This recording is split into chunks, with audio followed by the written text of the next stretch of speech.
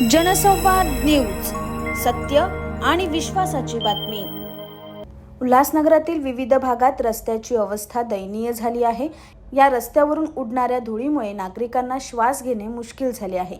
खास करून या धुळीमुळे दमा, खोकला, सर्दी आणि श्वसनाच्या विकाराने नागरिक कमालीचे त्रस्त झाले आहेत। उल्हासनगरच्या कॅम्प 5 मधील नेताजी चौक ते भाटिया चौक रस्त्याची अवस्था दयनीय झाली। या रस्त्यावर धावणाऱ्या वाहनांमुळे संपूर्ण शहरात धुळीचे साम्राज्य निर्माण झाले। हिराघाट ते पवई श्रीराम चौकापर्यंत रस्ता खराब असल्याने सतत उठणाऱ्या धुळीमुळे नागरिक हैराण झाले आहेत। तसेच शहरात अनेक रस्त्यावर खड्ड्यांचे साम्राज्य निर्माण झाले, त्यामुळे वाहन चालकांना तारेवरची कसरत करून प्रवास करावा लागत आहे।